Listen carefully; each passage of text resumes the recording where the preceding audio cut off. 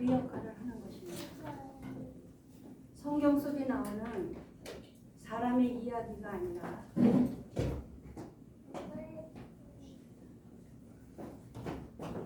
하나님의 이야기를 전하는 것입니다. 그 하나님의 이야기의 말씀을 듣고 변화되는 것은 단순히 설교자가 전하는 설교 내용이나 전달 방식에 있는 것이 아니라 전적으로 성령의 주권적인 역사에 달려있는 것입니다. 그것은 성령의 신비로운 역사입니다. 오늘도 우리 가운데 그러한 성령의 역사가 나타나기를 간절히 바라는 것입니다. 저는 오늘 설교 제목을 이것은 대기명령이다라고 정했습니다. 명령이라는 것은 윗사람이 아랫사람에게 무엇을 하도록 시키는 것입니다. 해도 되고 안 해도 되는 것이 아닙니다. 그런가 하면 어느 때라도 출동할 수 있는 자세로 대기하고 있으라는 대기명령이 있습니다. 오늘 본문 말씀은 바로 창조주 하나님이 피조물인 우리들에게 주시는 하나님의 명령 메시지입니다. 우리는 지금 이어교회에서 자유롭게 평화로운 가운데 하나님 앞에 예배를 드리고 있습니다. 그러나 지구 한편에서는 전쟁으로 인하여 많은 사람들이 죽어가고 있습니다. 어제 잠깐 나흘 동안 휴전하면서 인질들을 서로 교환하였으나 전쟁은 아직 끝난 것이 아닙니다.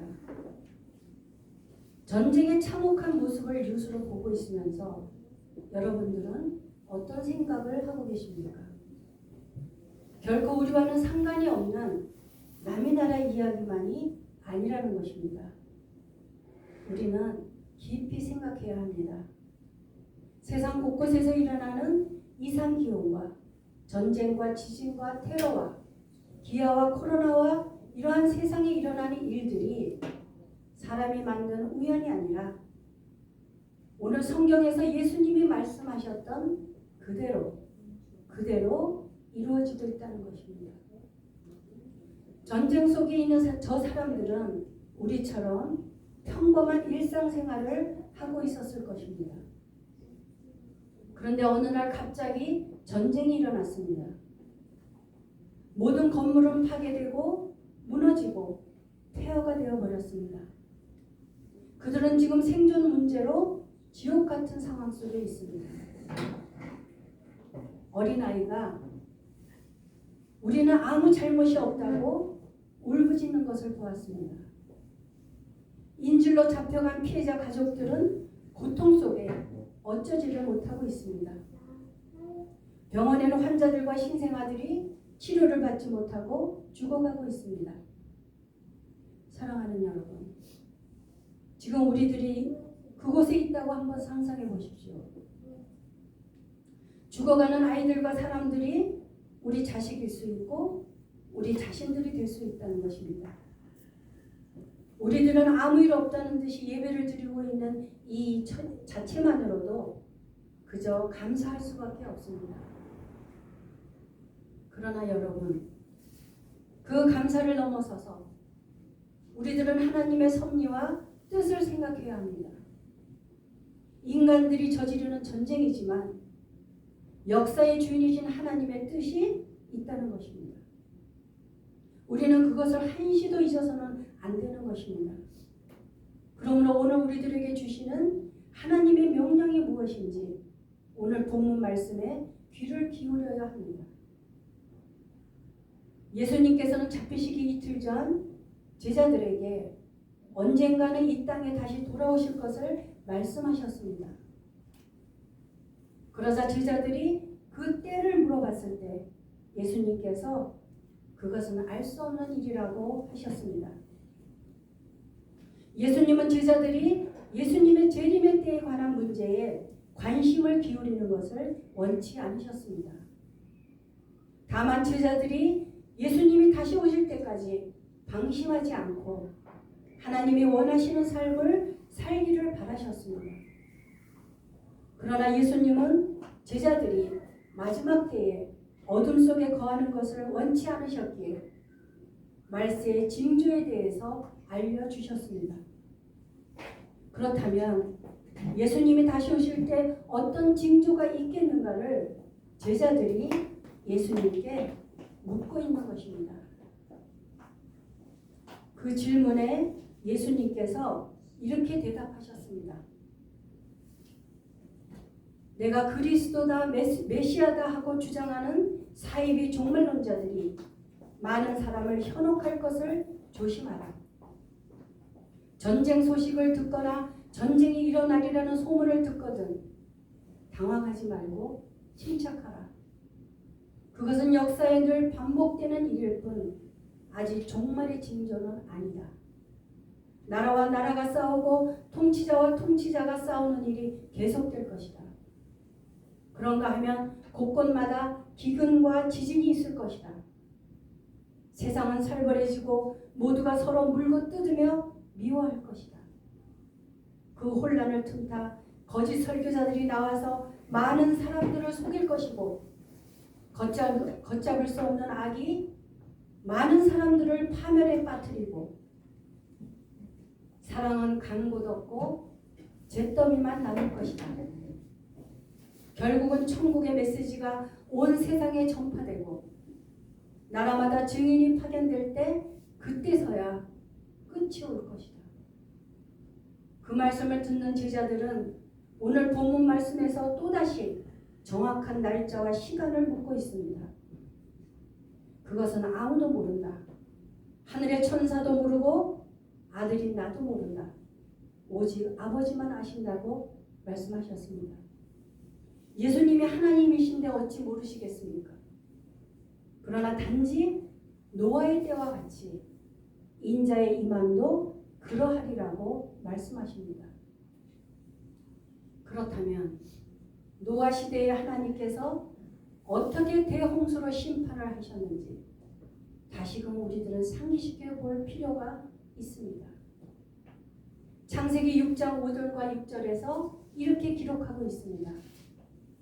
사람의 죄악이 세상에 가득함과 그의 마음으로 생각하는 모든 계획이 항상 악할 뿐임을 아시고 땅에 사람 지으셨음을 한탄하사 마음에 근심하시고 하나님은 창조한 사람으로부터 가축과 기는 것과 공중의 새까지 지면에서 쓸어버리겠다고 말씀하셨습니다.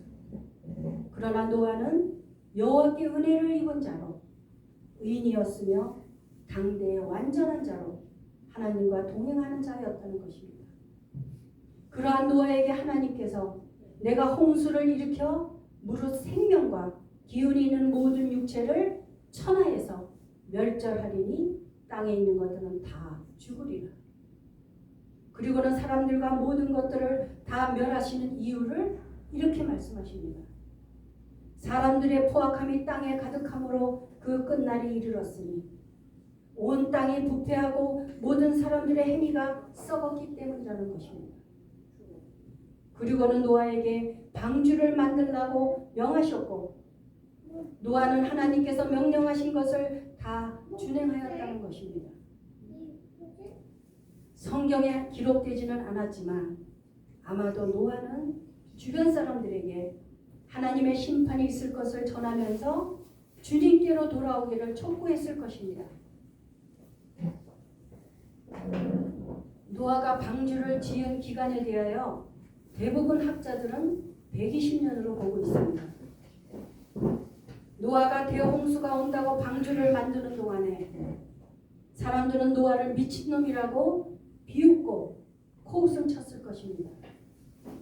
사람들은 노아가 묵묵히 믿음으로 방주를 만들고 있는 동안 먹고 마시고 장가들고 시집가고 있었습니다.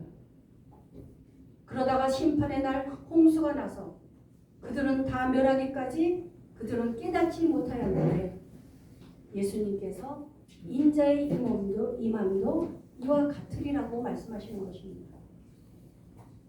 메시지 성경을 보면 이렇게 묘사하고 있습니다. 인자가 오는 것도 노아의 때와 같을 것이다. 대홍수 전에 노아가 방주에 오르던 그날까지도 사람들은 평소처럼 지내며 시시덕거리고 즐겼습니다. 홍수가 나서 모든 것을 쓸어버릴 때까지 그들은 아무것도 몰랐습니다. 준비되지 못한 온 세상 사람들, 영광과 권능 바깥에 있는 사람들은 하늘에서 빛을 발하는 인자를 보며 크게 통곡할 것이라고 주님께서 말씀하셨습니다. 120년 동안 그들은 바라보기만 할 뿐 남의 일처럼 방관하고 자기들 좋을 대로 흥청망청 먹고 마시며 살았다는 것입니다. 노아를 정신 나간 놈이라며 비웃을 수밖에 없는 것은 햇볕은 쨍쨍 비추고 비올 기색이 전혀 없는데 무슨 홍수가 난다고 하는지 받아들일 수 없었던 것입니다. 베드로전서 3장 20절에는 그들을 이렇게 기록하고 있습니다. 그들은 전에 노아의 날 방주를 준비하는 동안 하나님이 오래 참고 기다리실 때에 복종하지 아니하던 자들이라. 방주에서 물로 말미암아 구원을 얻은 자가 몇 명뿐이니 겨우 8명이라. 노아는 하나님의 명령을 받아 믿음으로 준비하고 대비하여서 먹을 모든 양식을 방주에 저축하고 생명을 보존하게 되었던 것입니다. 사랑하는 여러분, 노아는 그들에게 분명히 하나님께서 대홍수로 심판하실 것을 전했을 것입니다. 그러나 사람들은 무심하게 지나치고 자기들 살고 싶은 대로 살다가 결국은 모두 멸망당하고 말았던 것입니다. 이 시대에 일어나고 있는 여러 징조들을 보십시오. 그때와 다를 것이 무엇이 있겠습니까? 그러다 보니 우리는 여기에서 자칫 하나님을 무서운 심판자라고 곡해할 수 있습니다. 그러나 하나님께서는 분명히 요한복음 3장 17절에서 말씀하십니다. 하나님이 그 아들을 세상에 보내신 것은 세상을 심판하려 하심이 아니요 그로 말미암아 세상이 구원을 받게 하려 하심이라. 하나님의 목적은 심판이 아닙니다. 오직 우리를 사랑하셔서 구원하시기 위한 것이 목적인 것입니다. 그러므로 깨어있으라. 어느 날에 너희 주가 임하는지 너희가 알지 못한다고 말씀해주고 계십니다. 거듭거듭 반복하시는 말씀이 그러므로 너희도 준비하고 있으라. 생각하지 않은 때에 인자가 오리라. 바로 이것이 하나님께서 오늘 우리에게 주시는 명령인 것입니다. 깨어있으라. 준비하라. 대비하라. 명심하라. 전부 같은 의미의 단어이면서도 명령적으로 되어 있습니다. 그렇다면 우리는 이 명령을 수행하기 위해서 어떻게 준비를 해야 하는 것인지 깊이 생각해 보아야만 합니다.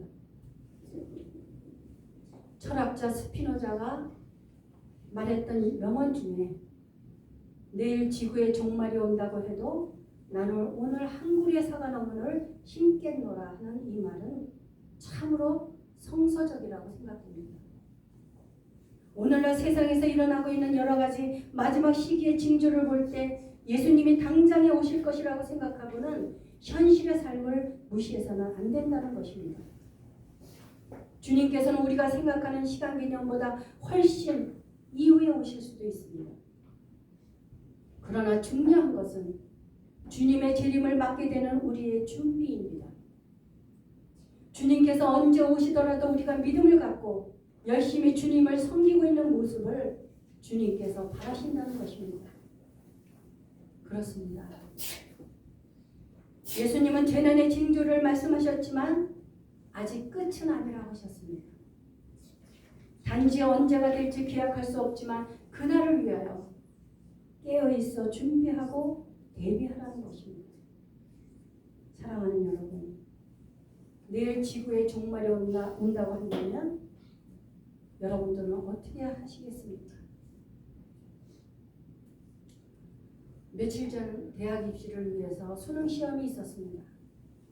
수험생들은 모두가 정해진 기간에 열심히 성실하게 시험을 대비하며 그날을 준비하였을 것입니다. 수능 때가 되면 시험이 두려워서 높은 곳에서 뛰어내리는 학생들도 있습니다. 그러나 수능뿐만이 아니라 이 세상 모든 시간은 다 시험을 준비하는 시간입니다. 학생 때도 결혼에서도 직장에서도 모든 삶이 평가를 향해 달려가고 있다는 것입니다. 우리는 어차피 살아야 하는 인생이라면 그 시험을 대비하며 사는 것이 복된 자가 될 것입니다. 그날이 온다는 것을 알면서도 하루하루 미루고 등한시하고 대비하지 않는다면 결과가 뻔하지 않겠습니까? 우리들은 그날이 오늘이 될지 내일이 될지 아무도 모른다는 것입니다. 사랑하는 여러분, 이제 우리도 노아처럼 방주를 준비해야 되지 않겠습니까? 노아는 분명히 하나님을 신뢰하며 믿었습니다. 그런 믿음과 확신이 없었다면 방주를 지을 수 없었을 것입니다. 아마도 다른 사람들처럼 방관하고 자기 멋대로 살고 있었을 것입니다.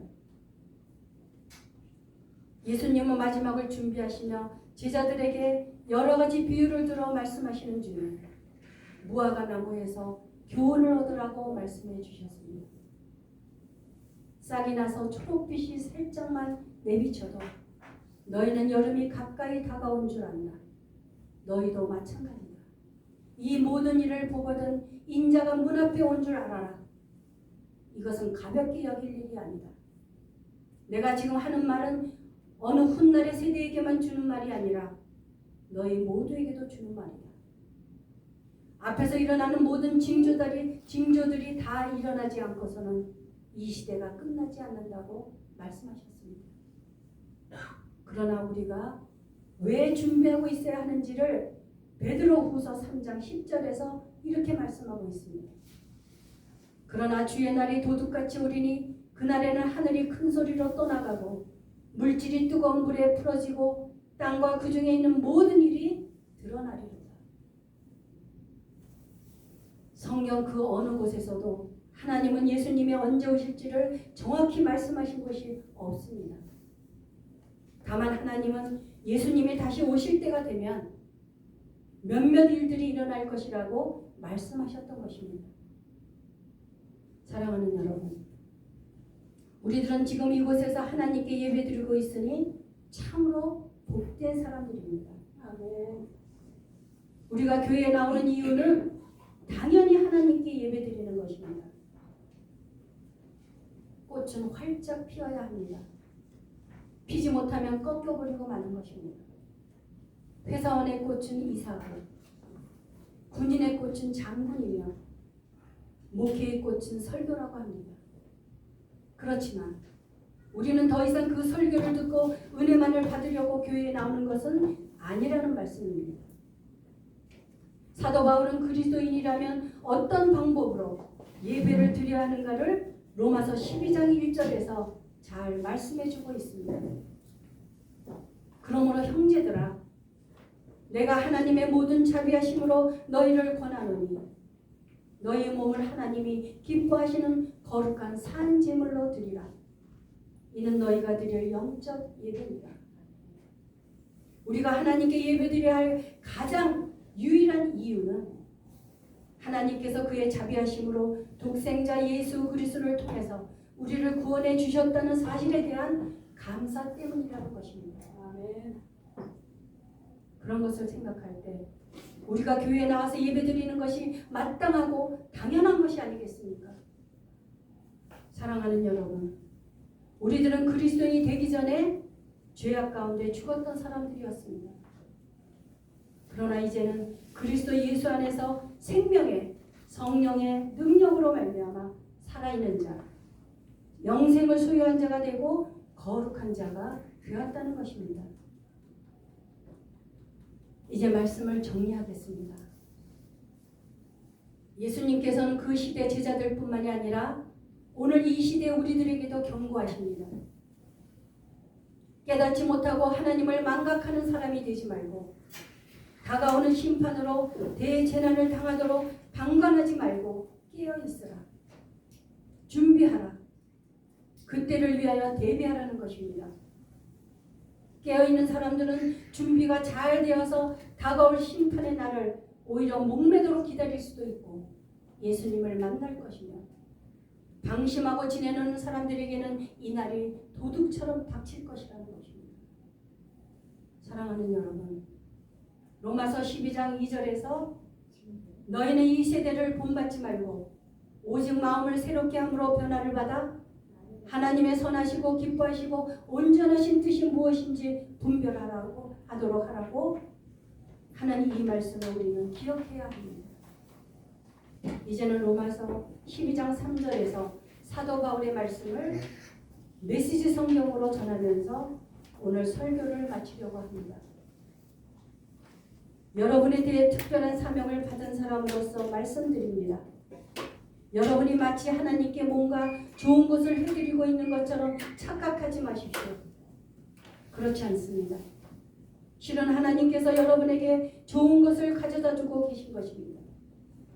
우리가 우리 자신을 바르게 알게 되는 것은 오직 하나님과 또한 그분이 우리를 위해 하고 계신 일에 주목할 때이지, 우리 자신과 또한 우리가 그분을 위해 하는 일에 주목할 때가 아닙니다. 사랑하는 여러분, 하나님은 우리를 조건 없이 사랑하십니다.